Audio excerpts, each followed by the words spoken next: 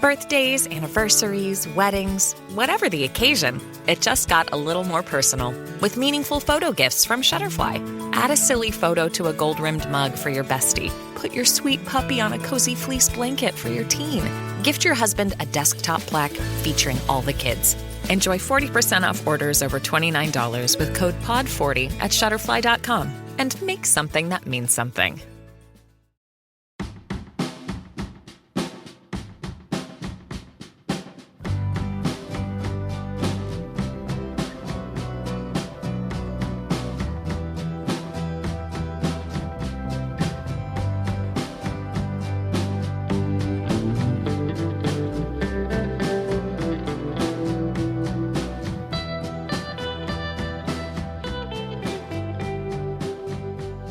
Something that we've all, I think many of us have talked about for years, is there was never this competition, but yet there was. It was like this really healthy competition of every time one of us did a record, everyone else would go, holy shit, is that what we're doing now? So the bar would be raised. That's Cursive and the Good Life's Tim Kasher talking about the early heyday of the Omaha, Nebraska music scene that he helped pioneer, along with bands like Bright Eyes and The Faint, among others.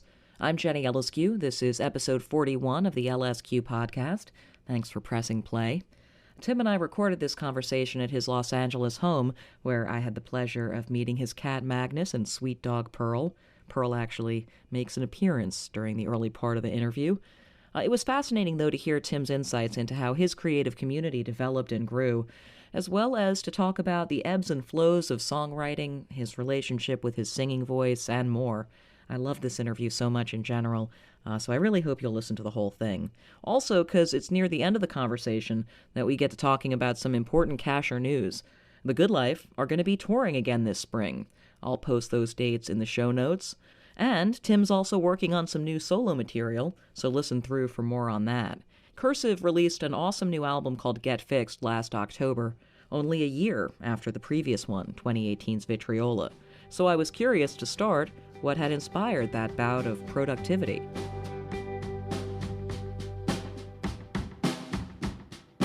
Whenever we write an album, whenever we've worked on an album in the past, not all of them, but like I'd say like the last 4 probably, we write a lot, like a significant amount to have plenty to sift through and try to put out the best record that you can. So we'll generally have 20 plus songs. In the past, it's always been super evident that many of those songs will not make it onto a record, you know, and that's the natural part of the process, you know, and it's nice to have that. It's nice to have songs that you're like, this one kind of sucks, you know, and like, this definitely won't make the record. It's kind of nice. It's like, yeah, and it helps maybe even bolster the ones you do like more. Right, because you know you've whittled down from somewhere. Yes. So it was just a cool. It seems like, you know, feels like patting ourselves on the back or something, but it was a cool scenario that we absolutely didn't expect, where we just liked a double album's worth of material. Do you think there's any element or factor that created that scenario, or this on that occasion of getting together in the studio? I have some ideas. I think that mostly, kind of having done this long enough, I do sense that there's been kind of like an ebb and flow to creativity, to songwriting, or like to quality of songwriting or something like that. Mm-hmm. And I think that's probably something that's really... Here's my dog. Here's Pearl. Oh, Pearl. She decided she'd check out what's going on. You hear Daddy talking? Grandma. Hi. No, she can't hear a dang thing. Oh, she can't. No, if we like yell loud enough, she'll be like, oh, okay. She's like the antithesis of a guard dog. She's like a welcomer dog. So mostly I like to think that I just hit a bout of good songwriting, which is great. It's a nice feeling to have that. And I guess by saying that, I'm also acknowledging that I don't always hit about a good bout of songwriting. Right. That I think that through the years that I've been doing this, that this is why it's personal to me, is because I don't think I ever really want to say publicly the records of which I think, oh, I don't, you know, right. I think I didn't hit songwriting as well for that record. Right, but you know? but for the ones that maybe you do feel a little bit that way about, could you feel it at the time, a kind of anxiety that like, oh no, like am I having a drought? Is this a drought-ish? I mean, or it was, yeah. So it's always, the way I see it, I think this makes sense, is I think it's always relative. And so in those periods, the overwhelming thought, I think, is, well, these are all my best songs that I have here. But there is a little bit of a nagging voice in the back of one's head that's kind of like, is this really the, like, this is really the best? These are the best ones? Like, are there more coming? Or, just kind of that kind of a, but I don't, for who I am, I don't know how to not, you just kind of, so you kind of just like, I can't imagine writing for 2 years and then being like, well, I'm suppose some songwriters do that. They're like, Right. well, I'm going to scrap these. I've never released anything that I thought was subpar, but it goes back to the concept of the relativity of the whole thing. Yeah, it's just but like, also just like it being just a thing that you do at a certain point. And I mean, I feel like for artists, all of the options are valid choices in a binary where it's either putting, doing the thing of like, if I worked on this for 2 years, I'm going to put it out, or the other extreme where you never release anything that you record because you're holding yourself to some ridiculous standard, or never never share any paintings that you paint, or whatever it might be. And we have those friends. And right? exactly, and that's a fair. I get it, like that choice as well. But I think like once you've really entered into the world of commercial art, like why not just put out what you make? Because they don't all have to be the same, or in anything, even like whatever, tattoo artists or what I do and like my line of work, it's like not every, some things that you make are better than other things that you make for various reasons, but that's your craft. One really easy way to explain this, that for like any like songwriters that maybe are, or any writers in general, or just creators listening to this, is especially for an album, I think just about any songwriter probably knows, like, well, this song's really great, and this song is also good, and this song is also good, and complements that one as well on the album. It's like I doubt anybody puts out a record where they're like, I put out 10 songs and I don't even know which one's better because they're all amazing. Yeah. It's like you put out a record and you're like, there's like varying degrees of, I know this is a deep cut, and this one's really special to me, but I don't think other people are going to like it that much. And just like all these different thoughts that you might have. That's a good example right there. Say instead of those 10 songs that are on one album, how about it's 10 albums? Right. And so now look at them and now confess that all those albums, you think each one of those is your best album? It's like, well, no, When did you start making songs? What were your first attempts at songwriting? Pretty young-ish, I guess.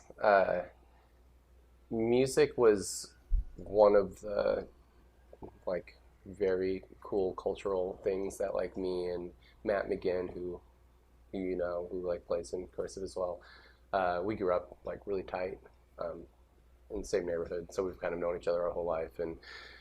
But music was like really important to us at a young age because I don't know, we like gravitated toward alternative rock like back in the 80s, just that and maybe it helped that we were both the youngest in our families, right? So was gifted Violent Femmes. I think I actually tried to figure that out, but I think I was listening to the Violent Femmes record like the year it came out, which would have been pretty young for me. Like what year did that come out? 83 maybe, or something like that? Yeah, so what were you, 9 or something? That would have been like 9. Yeah. So maybe I started listening when I wasn't like listening to anything that cool except totally accidentally at 9, I feel really thankful for it, that it helped, that I kind of just like found really interesting, intriguing stuff about music like that. I still think that's one of the most, it's like not the most it's like an influential record for me, absolutely, but like really I just kind of want to say like in the greater sense, it's like that's like an influential record for alternative music moving forward, Violent Femmes I think started a movement in so many ways, and there's other albums too, of course, like Talking Heads were doing that as well, and Blondie or who, right, but like Television, but Violent Femmes maybe even more specifically like into like my tract, like that became Pixies and like well, in a style, the kind of vocal style, obviously, of like singing, talking kind of combination Yeah, thing. yeah, or yeah, probably like giving people such as myself like more like the confidence of like whatever. Like you're not, like who's a singer? What's a singer? What does a singer Yeah. mean? Yeah. So Matt and I just kind of got excited about being a part of that. There was a guitar laying around. I even started playing around just like on the Casio SK1, which was a Christmas gift, probably when in like fourth or fifth grade or something like Is that. that like the beige one? It's so there may be beige ones, but it's black. It's the really famous synth. It's a kid's synth essentially, but it's the one that you could record. You could like say like motherfucker on it, and then it'd be like motherfucker, motherfucker, motherfucker, and that's very exciting for a kid, Did. Yeah. It's that synth. Like a lot of people know. Nice. The Casio SK1 classic. But then maybe like a few years after that, there was a guitar laying around the house because one of my oldest sisters, it was a passing fad, a very popular passing fad of the 70s. Yeah. Was it an because acoustic it was guitar? the acoustic. Because it was just kind of all the rage, they were listening to Bruce Springsteen and so I started learning how to play on it, and then even started writing songs then, but it was kind of like to a vacuum. There was no something I always like to talk about because I think it's important. I think it's fascinating. Is that you grew up in Omaha, Nebraska, and it's like they would, if you were right, you would do write into a vacuum because there's no outlet. There's no concept of outlet. That's like for the coasts, or that's like for Chicago, or that's like if you grow up in Omaha, Nebraska, you're not going to become a songwriter.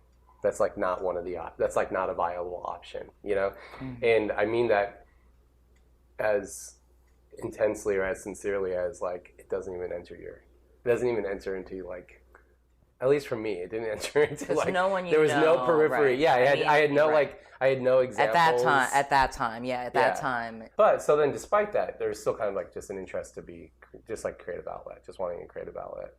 So shortly after that, Matt picked up playing bass because he got pretty excited that I was kind of showing this initiative, and it was like, and it kind of become something a little bit more real, like tangible, like cool, you play guitar and I'll play bass, but so when we started a high school band, we did what is totally comes natural, which I think many songwriters as musicians relate to and understand, is that we just learn covers because that's the outlet. So what'd you cover, like?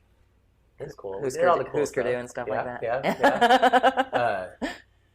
and I mean Cure, REM, too, Jam.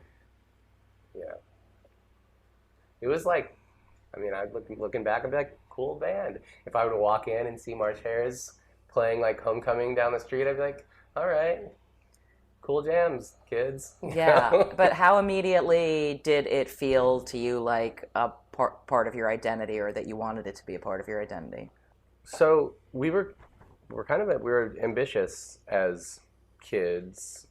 So I guess I should say that we initially were like, okay, this is cool, so let's learn covers, because if we learn covers, then we can play Homecoming, and we can play like The Bonfire, and maybe hit prom, But it wouldn't take us too much longer until we decided, or that I kind of had the initiative of like, I want to write songs, and like we could perform these songs, and so then it kind of shifted to, let's play these functions to save up money so we can go into a studio. And so we put out our first cassette, like a 7-song cassette of originals, and I guess they were all originals, I think. So we put that out when we were, I don't know, like 15 or something like that. And that I kind of consider that as, this is my long-winded answer to your question, that is when I started becoming like more obsessed with it. Right. Because we became we were a novelty then. We were the 15-year-olds who in Omaha, Nebraska, who saved up their money and went to a studio and put out an actual cassette. So like there was an article in the paper, and we had like a a photographer came and like took a picture, and we were like had like an interview like on AM radio, and and then this is actually such a great part of the story. I got a call one evening. My mom answers. She calls. She says, "Tim, phone." I answer the phone, and it goes, "Tim, hey, this is Peanut from 311, because they were an Omaha band." And he asked if March Hares would come and open for them. I couldn't believe it. Wow. Is your mind blown? It is. I'm a part of 311 history. Isn't that fun? That is a fun footnote. Yeah, I mean, I still remember it, that specifically. I remember the phone ringing. I remember that. That's like all, like, as far as like all the memories we don't have, it's funny, like that one was like cemented. It's like, what? Peanut? And he called himself Peanut. I don't even know what his real name is. But then wait, did you Peanut. go and play? Oh yeah, so then we started opening. Yeah, we opened for them quite a few times. I think that we had a decent. I don't think we were that good as a band, but You were like 15. yeah, but we had like a pretty good. We had that like hearty high school following. Right. Because it's like, all the high schoolers were like, well, this is what, Right, but 311 were probably pretty young then, too. Yeah, they were. But they were successor. I really did not know that they were from Omaha, and I feel like ashamed of myself. I feel like that's like some sort of like rock elitist history rewrite on my part. Well, and I'm sorry, 311. No, do you know who I think needs Rapping to... for the 402. Do you know who I think needs to apologize? 311. Because they got very successful in Omaha, and then they jumped ship and moved to Van Nuys, specifically Van Nuys of all places. This is the story. Wow. And became a Van Nuys band, / LA band. Okay. And then they became huge. And then, so they were already like being courted by the majors. And part of that was like, got to get out of like, and it's true. Right. It's true. They really did burst the Omaha bubble. I mean, like they couldn't get bigger, but they forsook the 402, as you say. Yeah. Like, come on, guys. So if I heard one of those early original songs by the March Hares, would I say, yeah, Kasher, McGinn, I hear that kind of sound in this? I wonder. Maybe we should what test were you it. trying to make it sound like in your teenage brain? 311. No. So that first stuff we definitely moved away from it pretty quickly. So we ended up doing 2 March Hares albums. One thing is this is kind of unusual, but I wasn't singing. I just didn't feel like I was a singer or that I was meant to be a singer. I think there might have been a little bit of I feel like there's a little bit of like kind of Midwestern conservatism / maybe humility in that as well. Kind of like, I really want to write songs, but maybe I shouldn't be like front and center. Right. Like maybe that's a little bit too bold. Right. And I think I just felt really weird about singing because it was just something I felt like I wasn't capable of doing very well. So we had a singer. So that's one thing that would sound a bit different. But the stuff we were doing was definitely like maximum poppy. Right. And I think maybe that wouldn't surprise you anyway, as far as like our age and just like, and also, I mean, I was raised on pretty poppy stuff. I mean, if we all can agree that The Cure and Smiths are like very poppy. Oh, and, yeah. like and so we kind of just wanted to sound like stuff like that. Yeah. But like even pop, probably more like, maybe it's more important to mention like REM, like that kind of, like college rock. Right. At what point did it start to feel like there was other music kind of cropping up around you or beginning to? I mean, I know obviously you specifically, Tim Kasher, were a linchpin person in some of the early bands that we associate with kind of the Omaha music scene or whatever, but at what point did it start to feel like, okay, yeah, there's all of my friends are starting to have bands, and right. Well, this is becoming a little community? There was kind of, so before that stage, there was the like eyes like open wide to an actual punk rock community that existed in Omaha, and I didn't know about it. Okay. And that was really cool and very exciting. And it wasn't even just punk rock. But you know how punk rock as like an umbrella term works. It's just like Right. punk No, rock. I know. No one uses. Yeah. That's like I wish we could bring it back where people would where they would be called punk rock just as to describe something much more meta than what you might think of as like the Sex Pistols. Yeah. So it was just like with that there was probably some actual pretty aggressive punk rock, but then also just weird bands, and everyone was doing originals and like wouldn't even consider doing it's just like bands in Omaha, all ages shows and stuff. And just totally fucking awesome and so influential for us, and really helped shake us out of March Hares and into Slow Down Virginia, which ended up being like the next high school band that we did that kind of went into college in like just before we started Cursive. That was so all of those bands and these bands that people don't necessarily really know, but I'll just like name drop anyway. That's like Mousetrap and Mercy Rule and oh my god, I fucking loved Mousetrap. So yeah, just a really big deal to me still. Yeah. Like like when something is like that seminal and that important to you at a time in your life, So we're doing Slow Down Virginia, but we're like really like that little exciting bubble of like interest from March Hares like was long gone, and we were really just suffering.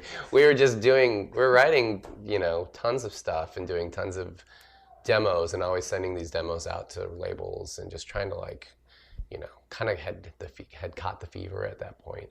So yeah, just sending stuff around and just no luck, and just no luck around the local scene as well. But then, so now that gets us caught up to like the whole Omaha scene that we all that we know now, is we were embraced by just that group, and it was very funny. But we were really, really, truly appreciative. I'm still very appreciative to this day that this little pocket of like Ted Stevens and Connor and Justin Oberst and Rob Mansell and like myriad others, and then actually even some of the Faint guys who were they were very new to us. There's like new friends to us, but they were doing cool music, and they all became super like I'm gonna say it for them. They became like super obsessed with Slow Down Virginia, which was just like totally threw us.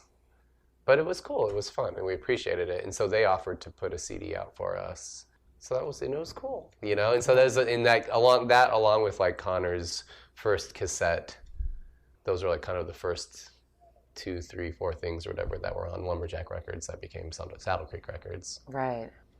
And I mean, what were you're only a little bit older than Connor, but when you first heard this even younger little dude making the music he was making at that point, what were your sort of first impressions? Well, so now that I'm 45 and he's now 40, it's like you're right. It seems like we're very close in age. It's like we're getting closer and closer in age as we get older. But absolutely, back then he was so young. Because I grew up with Maddie, his brother Maddie, So Connor was a boy. He wasn't even Justin. I mean, Justin's older than Connor, But they were super sweet, and because you were what, like 18 and he was 13, or yeah. Mm-hmm. And he had the cojones, which it really was not, but it kind of did seem like that. But he was like I started playing Commander Venus with him because he was just like, I want to start a rock band. Do you want to be in it? And I was like, of course, Connor. Why not? But it was all just like in good fun. I had no idea. I mean, I know none of us. I didn't really expect it to like move on as well as it did. But that's what's kind of cool about Connor, is like everything he's done has always been like there's like an energy to it, and like people like respond to it, and so yeah, even back then, this totally weird band, Commander Venus, like actually got picked up by a label, and like they took us out to New York, and we recorded an album out in New York. It was just like so weird, Yeah. And I mean, is that when it started to feel like the thing that didn't seem possible to being from Omaha, that you were going to be getting flown to record something somewhere, that must have made it begin to feel more like, is this what I'm doing now? Am I going to do this? So my conservative is my Nebraska brain. I never could really quite get there. it was just always just seemed like, wow, lucky break. Right. Wow, lucky break. And I still could just never really conceive of it going further, just because there's always, I mean, and really looking back at the whole thing, it's really, all of this is really so true. It's just that we all fit through a pinhole. I mean, there's a pinhole of a success, and like nobody gets to fit through it, and somehow we managed to. It was just like really lucky, and I think there was just a lot of luck with timing, it seems like, and like even I feel like grateful. It's weird, but I feel grateful to the internet that all of that stuff was happening right around the time that the internet was kind of starting to like take off. True. I hadn't really thought about it that way. I mean, I guess I would feel compelled to say that that's overly humble estimation of why the artists that achieve national and international attention from that scene, why they did so. I mean, I'm not an absolute believer in cream always rises though, or whatever, the thing is. Mm-hmm. But, I don't think, you don't make it out of the bubble and stay outside just because you got out through a pinhole. I mean, yeah, I mean, it's just like zeitgeist shit. It's like tapping into something. And I guess I do think that, like, in the realm of like analyzing the zeitgeist and the sort of where does it begin and why did the monkeys on that island and that island learn how to crack open the coconut at the same time, or whatever.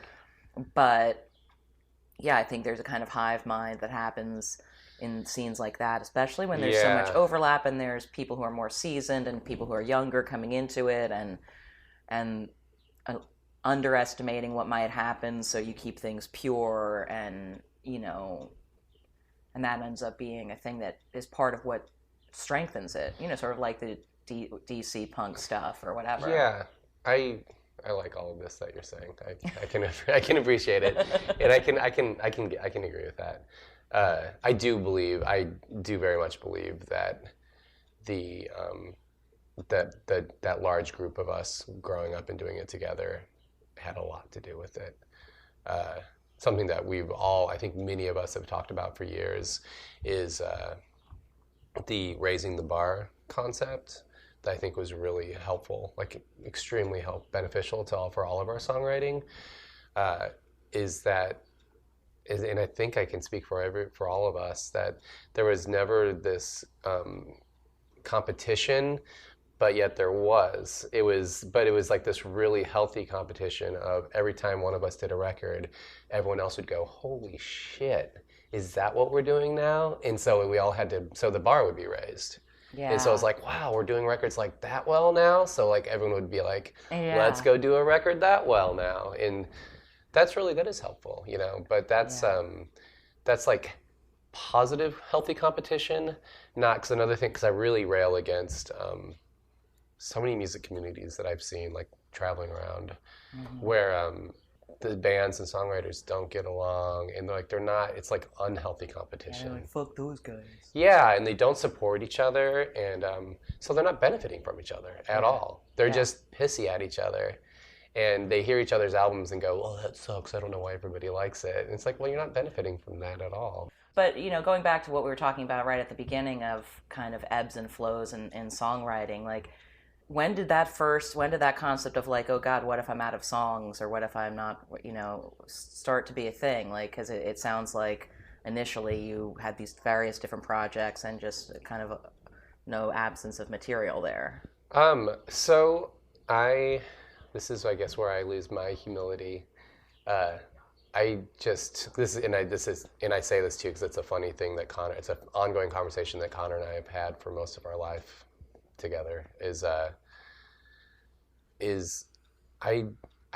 really love songwriting, and I feel at 45 years old now that it's never going away. Like, it's just like there's always going to be another round, and I think it's a blast, and I totally appreciate it. I say that confidently because it's always the opposite. With Connor is we've had so many conversations where he's like, nope, it's done. Yeah, like, same. Over my shorter friendship with him, after every time a thing's done, he's like, maybe that's it. I know, and I always laugh, and I'm like, Con, I think it's going to come around again. You're going to be all right. And yeah, sure, I've certainly had so many droughts. Right. But I just know they're droughts. Right. That's just it. I've like been doing it long enough now that I recognize that all it really means is put down the guitar. Right. Go do something else for a while. Have you changed your approach to sort of just like the practice of songwriting over your life? I think I have, but like really or naturally. Like I don't think there was never ever a specific decision I made. But I can look back now and recognize that I write and work on songwriting a hell of a lot more than I used to.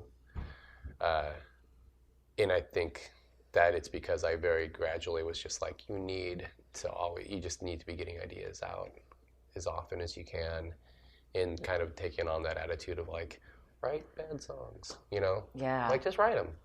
Nobody has to hear them. Yeah. Just write them, figure them out, get them out of the way, or just like any of those. And it's also because I enjoy doing it, and I can feel productive. And that's really important, I think, as a human being. Yeah. Yeah. When did you start to have more confidence in your singing? And when did that be something that seemed worth trying to figure out? Then when did it start to feel good? I'd say that I've been like up. I went up that hill, and then I'm like down at the other side of that hill now. Really? Yeah. Maybe about, I don't know. Maybe about 15 years ago. Maybe that's too long. Well, maybe like 13 years ago, I was really buying into this delusion that I was a good singer because enough people were telling me that I was a good singer, and I've since like keep stumbling down the backside of that mountain, and I'm into a much. What is good? I'm in a much healthier place now where I'm like, I can recognize that, like, because I can recognize it as in I can straight up recognize, like I record myself.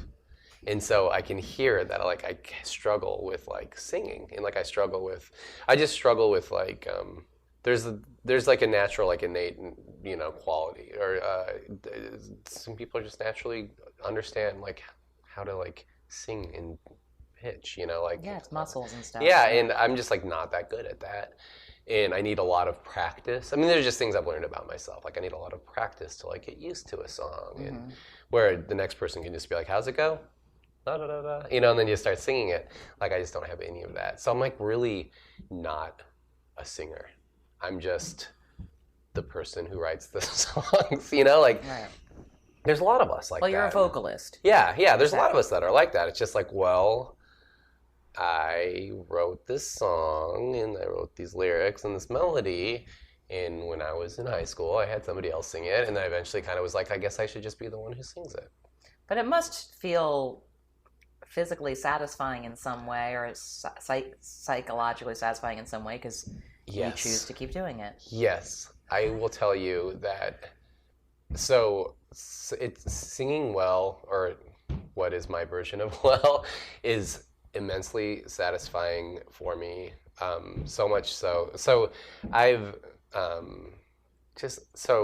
of us grew up drinkers, and it took me years and years. I just kept trying. So like, I go on tour, and it's just so hard to keep my vocal cords up and keep them up and running. And I would just blame absolutely anything else on my vocal problems, except for like whiskey. I would just never be like, because there's like the thing that I was like, I'm not ditching, I'm not gonna ditch that. Like that's. You're like, when my throat hurts, it makes it feel better. That can't Yeah, be the it's problem. like, this is my second favorite drink. I'm not going to like just stop. Number one is coffee. Yeah.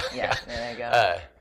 So it took me forever to admit the very, very obvious thing that if you're going to drink a ton of whiskey, you're just going to dry yourself out. And if you're going to dry yourself out, then you're going to have dry vocal cords, and then you're going to sing through these vocal cords, and you're going to scratch them up, and you're going to ruin them, you're going to damage them, and then now you can't sing anymore.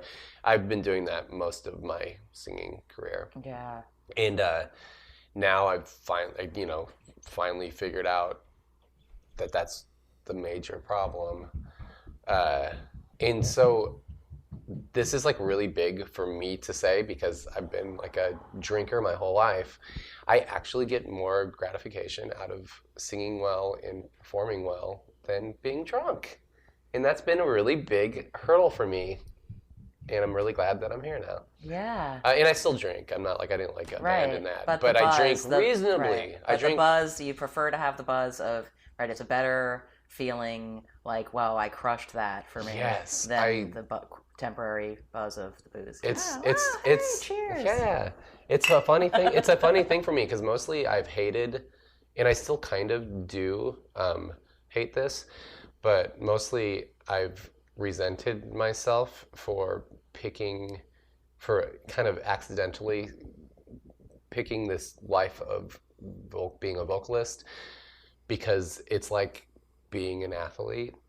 And why the hell do I want to be an athlete and have to take care of myself and like have to take care, like, and again, this is again from like, I don't want to like draw us as a bunch of alcoholics, but in a lot of ways that's kind of what we were growing up. It's just like we all just like, it was this Nebraska Midwestern drinking community, and it's what I was most familiar with, and it's been really hard to abandon that. So it's just been, I don't know, so it's just been like so that's why I hated being a vocalist. It's just like, this is so annoying. Why do I have, having to take, like, no one else in the band has to take care of themselves. The drummer has to take care of themselves. The Good Life is going to be playing some shows coming up. Is that a thing? We are, yeah. So we wanted to get together. It's been I'm not even sure, but I feel like it's been a few years now. Like 5 years since the last. God, that's crazy. That time goes by like that. But yeah, I mean, I guess I've put out like maybe 3 albums since then. That's really weird, because I feel like it doesn't feel like that long ago to me. Like that Good Life record, Everybody's Coming Down, seems like a new record to me. But I guess too many musical careers, that's like an old record already. Well, no, it seems pretty recent to me as well. It's not like, people always say now, like when they post about things, they're like, the first new album since, and then sometimes it'll be just 2 years prior is the way that sentence ends, and I'm like, that's just the new one. It's not the first new since. That's just taking up my editor. The editor me kicks in those moments. Yeah. But I mean, that's the last time you started officially kind of launched a new non-cursive project, which, whatever, more than a decade ago now with initial album by The Good Life. And I'm curious sort of when you're in that mode, what's kind of other aspect of your musical personality do you feel like that project is an outlet for? That is something that that I think is always evolving, I guess. I try to cater it to that band, to Steph and Ryan and Roger. So Everybody's Coming Down. We kind of got a little more like psychedelic and a little more rock, and that's kind of, I think that's what they respond to a lot. So it's just kind of like what we did. I think that prior to that, so that's an important record to the 4 of us. Yeah. And I think that's, I'm pretty sure I can speak for the 4 of us that that's our favorite record. And that might be the record that I think that would be fair to say that's the most representative of us because of what I'm kind of talking about now, which is when we decided to do that Good Life record, which was the fifth record, that kind of felt like I had already started doing solo records. And so solo records kind of felt like, well, maybe that's kind of like that Good Life, quote unquote, outlet of like the non-cursive, the other stuff. Right, the more personal. Yeah. And so now, but we're like, well, we should do another Good Life record. So like, what does that mean? What is that? And so I think that's what kind of came out of it, was kind of like this like interesting rock record that has a lot of their personalities and a lot of their character on that record. So that makes me like that record in a different way than the rest of the Good Life catalog, which the rest of the Good Life catalog, they have a lot of representation on those as well, but we're still kind of specifically me being like, this is an acoustic thing that needs to be kind of subdued a lot. It needs to kind of be like, there's a lot of wrangling it in, like reining it in a lot, I think. And that doesn't feel like that was the case for that last one, which was cool, and I think was like a liberating feeling for all 4 of us. Well, it's interesting as well, just like, this recurring theme of like productivity or prolificacy or something like that, and in talking about these extra cursive things, it's obvious that any project that comes up, you're like, I could write songs for that thing, whatever it is at any given time. That level of customization. I mean, do you start to feel, if there's nothing on the horizon, like, oh, there's a cursive album, or there's a Good Life tour, or there's a whatever, do you How long can you go before you're like, oh? Not very long. That's a good question, and it's a good point. I do have those moments, and I can remember one. It was a little while ago now, but sometime before. So I have like this whole solo record, kind of like I'm in the middle of right now. Oh, tight. And that I'll be releasing, like, I guess probably in 2021. I guess I just kind of pushing it off. Actually, I could release it this year, but I feel like there's just a lot of other stuff going on, you know, and I'm just like, think maybe I just need to like make space, you know. But prior to that starting that project, that was like the last time that I felt, I don't like that feeling at all. Yeah. Of like just kind of like not knowing that there's anything happening in the future. It's like really unsettling to me. What do you do? What do you do when you have no work project? What's your main go-to? Just daytime? When is at work? Hobbies? What are you going to do for fun when you're bored? I mean, it almost never happens because I also do a lot of screenwriting as well. So I'm like always. Oh shit! So I'm really? always. I do too much. I do way too much screenwriting for a person who does not have a career as a screenwriter. Wow, that's so cool. I had no idea that you did that. I do a lot of it. It's ridiculous. I'm actually excited to say that I think I'm finishing the one I'm on right now. I think I'm going to finish it this afternoon. I'm very excited about it. Oh my gosh. So wait, these are... Finish your sentence, sorry. Well, I'm on page like 109 right now. And I think it's going to go to about page 115 or something like that. So I'm feeling really good. And these are self-assigned things? Or Yeah. It's really weird. And then what happens to them after they're finished? I set them on the proverbial shelf and they just collect dust. It's a strange... How many have you written? You're blowing my mind. I've written quite a few. It's really strange. I certainly try. I mean, similar to sending things out to record labels, you know, back in the day. Yeah. I certainly try to get them made, but I've had a really hard time tapping into that. I mean, it's competitive as fuck. I mean, like whatever. Yeah. But it's hard to get anything done in this town. But I love to write and I love to be productive. Since we're talking about how absurd, I truly find this absurd that I do this because I joke about it often because it's like why I'm so serious about it too. Like I'm like I need to get this finished. There's zero deadline. There's like no deadline. Nobody's asking for the script, but it's like it needs to get done. Do you have a type of like genre? Genre? No, I do. I bounce around a bit, but I do. I mean, clearly, I do all my favorites. So I've written a decent amount of drama, and I've done some comedy, and I've done like a decent amount of horror. So. Oh my God! What can you give me just a rough estimate of how many of these you've written? And I'll just say 10 because I don't know if it's... Good Lord. I don't know. I think it's more than that. Right. But I don't really know. And when did you start doing... Because I've also done pilots. I like write pilots and I like set up like seasons for TV series and like it's ridiculous. Tim.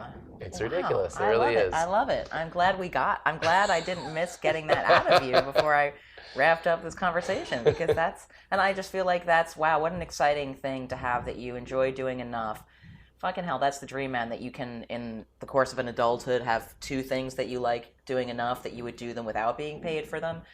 But it just opens up the possibility that can be a thing that you do for money in the future if you don't feel like touring anymore. I have a lot of faith in you. The most absurd one that I did that people gave me real shit for was so the movie Silver Bullet, do you remember that? I don't. Corey Haim and Gary Busey. Oh my God. It's a Stephen King novella, Cycle of the Werewolf.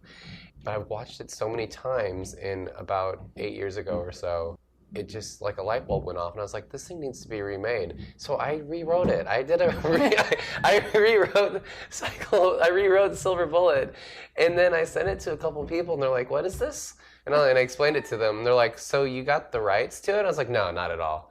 They're like, why would you write a screenplay and you don't even have the rights to it? I was like, I just had an idea.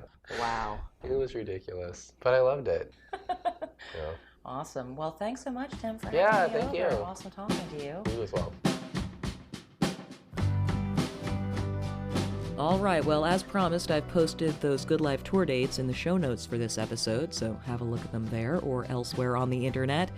And that brings us to the end of episode 41 of the LSQ podcast. Thanks again to Tim Kasher, and thanks for listening.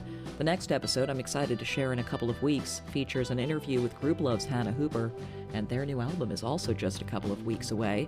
And listen for episodes in the weeks ahead from Tune Yard's Merrill Garbus, King Tuff, Phosphorescence Matthew Haug, and more. And subscribe if you hadn't done that already. Plus, if you like the show, maybe leave a rating or a review. That'd be sweet. You can always reach me with feedback and so forth at JennyLSQ on Twitter and Instagram. Thanks again. I'll talk to you next time.